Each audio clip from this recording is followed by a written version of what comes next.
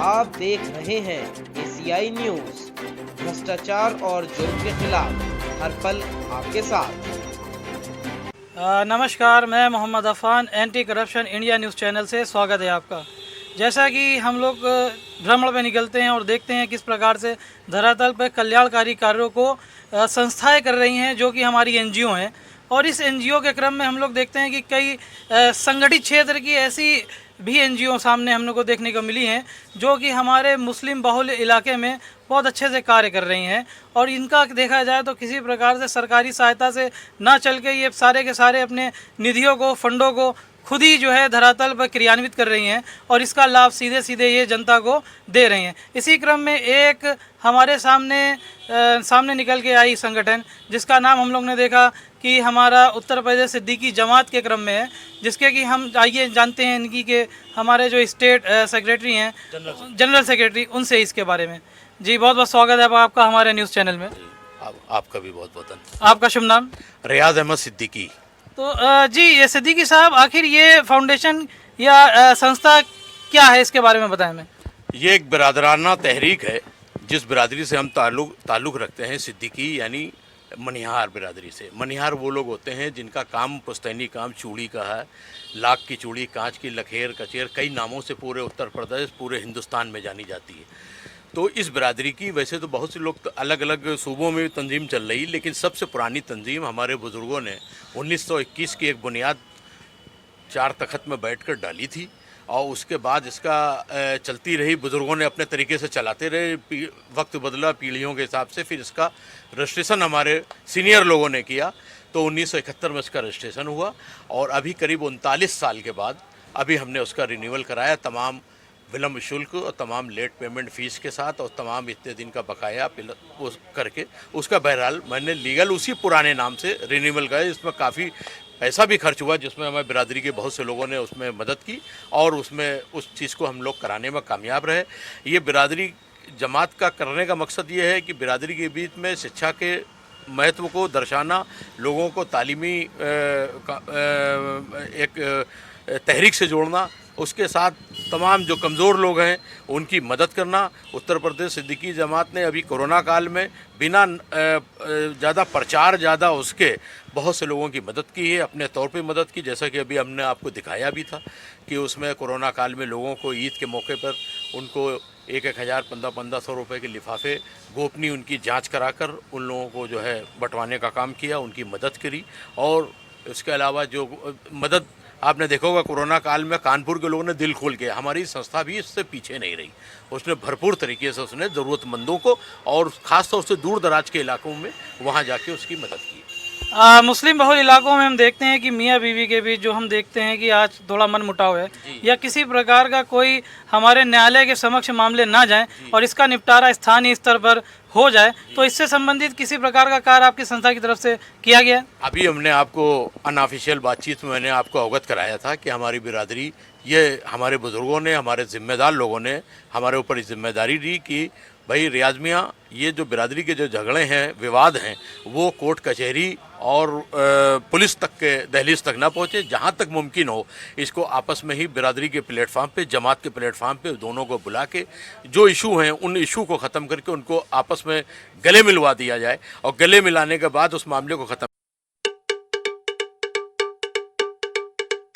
अभी एक मामला मैंने आपको दिखाया था 2 घरानों में, मैं उनका नाम नहीं लेना चाहूँगा, बिरादरी के ज़िम्मेदार लोग हैं, उनमें कुछ गलतफहमियाँ, दोनों समधी भी थे, उनके बीच में कुछ पैसों को लेकर और कुछ और चीज़ों के गलतफहमियों की वजह से कुछ नाइत्तेफाकी। लड़की लगभग 7-8 महीने से अपने मायके में थी। वहाँ पर हम लोगों ने, उन दोनों लोगों ने अपनी बात जमात के सामने रखी कि आप हमारे इस मामले को ख़त्म कराइए। हम लोगों ने वहाँ बैठ के बात करी और बहुत अच्छे तरीके से उनको सब, क्योंकि जब वो उसमें काउंसलिंग की गई लड़के और लड़की की, तो कुछ इशू, कोई ऐसा बड़े मुद्दे नहीं निकले, लेकिन कुछ गलतफहमियां थीं, उनको दूर किया गया। और उसी मीटिंग स्थल से, अभी मैंने आपको दिखाया सारे लोगों को, उसी मीटिंग स्थल से ही लड़की को लड़के के साथ में भेज दिया। और एक इशू था, एक फ्लैट की रजिस्ट्री होना थी, झगड़ा सिर्फ इस बात का था कि साहब वो मेरे नाम हो जाए, लड़की चाह रही थी, लड़का कह रहा था मेरे नाम हो जाए। तो वहाँ सॉल्यूशन हुआ कि को टाइटिल रजिस्टर्ड करा लिया है, मियाँ बीवी दोनों का नाम डलवा दिया, दोनों घरानों को गले मिला के इस मामले को चैप्टर। अब हमारे पास और भी लोगों के मसले आ रहे हैं कि भाई ये कामयाबी के साथ ये आप ही किया, कुछ और भी हमारे लोगों के मसले आ रहे हैं, मियाँ बीवी के हैं, भाई भाई के हैं, बाप बेटे के। निश्चित रूप से हम अपने दर्शकों को बताना चाहेंगे किस प्रकार से सामाजिक कार्यों को जहां ये संस्था न केवल सुचारू रूप से कर रही है, बल्कि देखा जाए शासन प्रशासन के ऊपर जो एक बहुत बड़ा बोझ हम लोग देखते हैं कि आपराधिक गतिविधियों के अलावा जो घरेलू हिंसा होती है, और इसमें देखा जाए तो ये बोझ सरकार या प्रशासन से कम करने के लिए संस्था की तरफ से एक सराहनीय प्रयास किया जा रहा है, ताकि ये निपटारा निश्चित रूप से आपस में चार दीवारी के बीच में ही निपटाया जाए और इसमें किसी प्रकार से देखा जाए या लड़की पक्ष हो या किसी प्रकार की किसी की इज्जत उछाली ना जाए। और इसी के साथ हम लोग ये देखते हैं कि जो हमारे सिद्दीकी साहब हैं, ये न केवल सामाजिक कार्यों में बल्कि राजनीतिक रूप से भी काफ़ी सक्रिय रहे हैं। तो आखिर इनका राजनीतिक कैरियर क्या है, इनसे भी इसके बारे में जानकारी लेते हुए, जी आखिर आप राजनीति में कब से सक्रिय हैं? राजनीति में ये समझ लीजिए आज लगभग हमको 28-30 साल हो गए। जब जनता दल वीपी सिंह का दौर था, उस दौर से हम राजनीति में सक्रिय रहे। बाद में समाजवादी पार्टी के माननीय नेताजी ने जब गठन किया जनता दल से अलग करके, उस ज़माने से हम लोग उसके मेंबर हैं।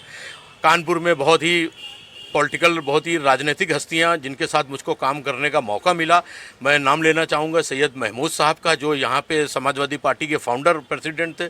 उनके साथ मुझे काम करने, कार्यकारिणी में रहने का मौका मिला। उसके बाद श्यामलाल गुप्ता जी बहुत ही क्रांतिकारी थे, मैं उनको भी याद करना चाहूँगा। उन्होंने मुझे अपनी कमेटी का महासचिव बनाया। उसके बाद हाजी मुश्ताक सोलंकी साहब ने अपनी कमेटी में रखा। उसके बाद बहुत से अध्यक्ष आए जिनके साथ मुझे रहकर काम करना हुआ, जिसमें बहुत से आंदोलनों में भी हिस्सा लिया। 2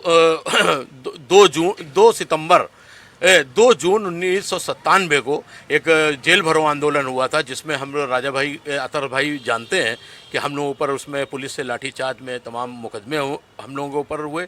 20 साल बाद वो मुकदमा भी छूटा। हम लोग जेल पार्टी के आंदोलनों में हम लोगों ने जेल रेल को हमेशा एक करने का काम किया, हर तरह के आंदोलन में हिस्सा लिया।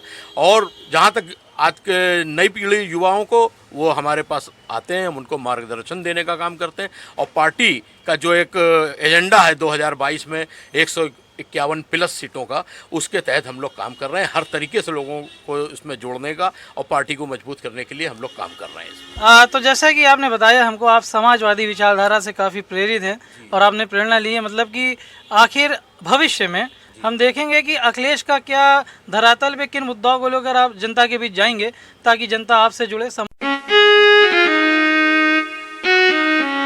समाजवादी विचारधारा से जुड़े, और आखिर किस प्रकार से विपक्ष की भूमिका में आप आने वाले समय में समाजवादी पार्टी को देखते हैं? विपक्ष की भूमिका में समाजवादी पार्टी उत्तर प्रदेश में सबसे पहले सड़कों पे आई है। अभी आपने पिछले दिनों देखा, समाजवादी पार्टी के कार्यकर्ताओं ने सरकार की जन विरोधी नीतियों के खिलाफ जो आंदोलन किए, उसमें किस बुरी तरह से पुलिस लाठीचार्ज के शिकार हुए।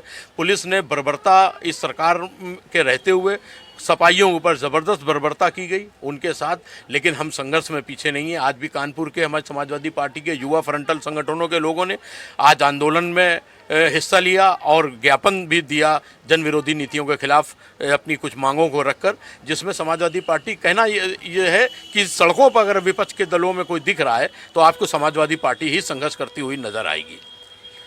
निश्चित रूप से हम देखेंगे कि हमारे सिद्दीकी साहब के साथ एक व्यक्ति और इनकी जो संस्था से जुड़े हैं, आइए उनसे भी इनसे संबंधित जानकारी लेते हुए। जी आपका शुभ नाम? मोहम्मद राशिद सिद्दीकी, प्रदेश कार्यकारिणी सदस्य, जहानाबाद।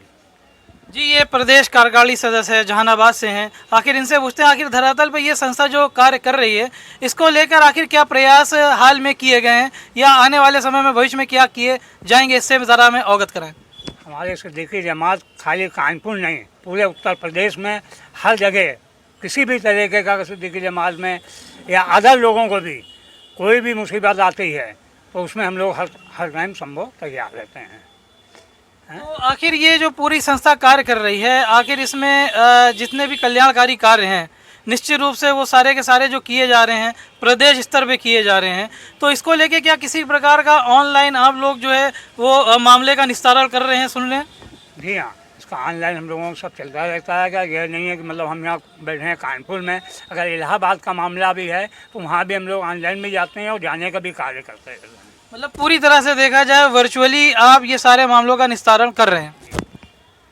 और इसी से संबंधित जानकारी थोड़ा हम लोग रियाज अहमद साहब से लेते हुए, जी ये जो ऑनलाइन हम लोग देख रहे हैं, आप सारे मामलों का निस्तारण कर रहे हैं, तो क्या इसमें किसी प्रकार की कोई समस्या से हाल ही में आपका सामना करना पड़ा?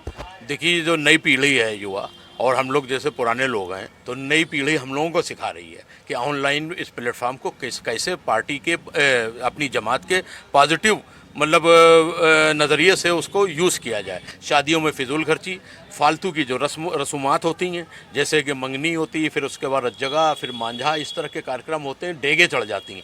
तो हम लोग ये कोशिश कर रहे हैं कि ये अगर रस्में, पहली बात तो इसकी ज़रूरत नहीं है जो शरीयत के हिसाब से है, लेकिन अगर आज चलिए एक रवायत चली आ रही है, करना ही ज़रूरी है, तो हम अपनी बिरादरी के लोगों से आह्वान करेंगे, अपील करेंगे कि इन तरह की रस्मों को सिर्फ घर वालों के बीच में रह के ही आप पूरा करिए। ये नहीं कि मंगनी के नाम पर डेगें चढ़ गई, भीड़ बुला ली और लोगों के साथ एंजॉय किया, उसके बाद रज जगह है, मांझा है, मेहंदी की रस्म, इसमें बड़ी बड़ी दावतें हो रही हैं। इसके खिलाफ हम लोग तहरीक चला रहे हैं, लोगों से अपील कर रहे हैं, लोग अमल भी कर रहे हैं। यहाँ तक कि जो 2 फंक्शन होते हैं, बारात लेकर हम लोग जाते हैं, तो एक तो वो लड़की वालों की तरफ से फंक्शन होता है, एक लड़के वालों का अपना वलीमे का फंक्शन होता है। 2 फंक्शन, ये दोनों वालिदैन के ऊपर एक बोझ होता है। तो हम लोग कोशिश कर रहे हैं, अभी कुछ शादियाँ भी बड़ी कामयाबी के, एक ही फंक्शन में दोनों शादियाँ की गई और कम खर्च में, फिजूल खर्ची से रोक करके, इस तरह से हम लोग। आपकी इस संस्था का जो प्रधान कार्यालय या हम कहें मरकज़, आखिर वो आपने कहाँ बनाया है? जी, हमारा प्रधान कार्यालय अभी आपको जैसे मैंने दिखाया मूलगंज चौराहे पर है, 93/147 147 वो मूलगंज चौराहे पर उत्तर प्रदेश सिद्दीकी जमात। और बिरादरी के लोगों में अब बहुत दिन से प्रपोजल था कि इसको अफसर नौ तामीर किया जाए। कुछ किराएदारों का उसमें पुराने उनका मसला है, उनसे मसला भी हल हो रहा है, बातचीत चल रही है। बहुत जल्दी इसी 2020 में ही उसको नए सिरे से उसके तो गिरा कर उस बिल्डिंग को रॉयल होटल के बराबर में, अगर कभी आप निकलें तो वो बिल्डिंग वहाँ पे बोर्ड भी लगा उत्तर प्रदेश सिद्दीकी, उसको हम लोग जो है कमर्शियल जगह पे है, उसको कमर्शियली बिरादरी को मजबूत करने के लिए और ऑफिस बनाएंगे। और साथ ही वो एक प्लानिंग है कि ऊपर कुछ कमरे बनाएंगे जो यहाँ कानपुर में काका जो आपका कोचिंग का हब है, तो वहाँ बच्चे हमारी बिरादरी के लोग पढ़ने आते हैं। डबल खर्च आता है, एक तो कोचिंग का खर्चा आता है प्लस एक हॉस्टल का खर्चा आता है। तो उसमें जो चुनिंदा जो सिलेक्टेड लड़के होंगे, हम उनको फ्री हॉस्टलिंग उसका हम लोग उनको फैसिलिटी मुहैया कराएंगे और उनको चाहेंगे कि कम से कम एक खर्च तो बचे, सिर्फ कोचिंग का वो खर्च अपनी जेब से दें और बाकी हॉस्टल का और उसका खर्च जो है हम लोग सिद्दीकी जमात की बिल्डिंग में उनको रहने और सहने का और खाने पीने का इंतजाम करेंगे। निश्चित रूप से हम अपने दर्शकों को बताना चाहेंगे कि ये काफ़ी सराहनीय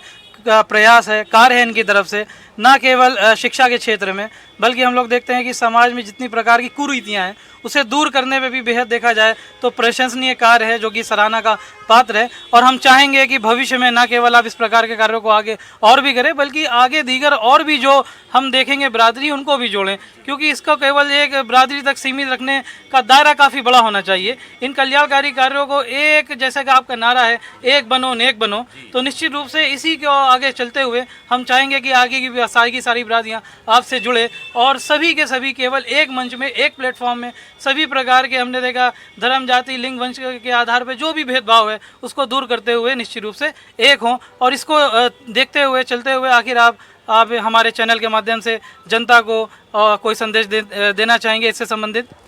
जमात को चलाने की जिम्मेदारी जमात बिरादरी के ही लोगों की है, लेकिन उससे जो फ़ायदा पहुंचाना बिना भेदभाव के, अभी कोरोना काल में उत्तर प्रदेश सिद्दीकी जमात की तरफ से जो गरीबों को अनाज और गल्ला हम लोगों ने बांटा, बिना भेदभाव, बिना बिरादरी, धर्म, जात देख कर किया गया। लीड जरूर बिरादरी के लोगों ने किया, लेकिन उसकी मदद ज़्यादातर लोगों को बिना किसी भेदभाव के लोगों को पहुंचाई गई है। इसमें कोई गुरेज नहीं किया गया है और आगे भी हमारी बिरादरी के लोग हर तरह से इसमें हमारा हौसला बढ़ा रहे हैं। हमारी बिरादरी में एक मशावरती बोर्ड है, हम कोई फैसला, डेमोक्रेटिक निज़ाम है हमारी जमात का, इलेक्शन होता है, उसके बाद इलेक्टेड होकर उसमें चीज़ें धीरे धीरे चीज़ें जुड़ रही हैं। अभी ये बिल्डिंग, एक ज़मीन और ख़रीदने की प्लानिंग चल रही है, इंशाल्लाह उसको भी हम लोग इसको तालीमी इदारे बढ़ाने के लिए तहरीक चला रहे हैं।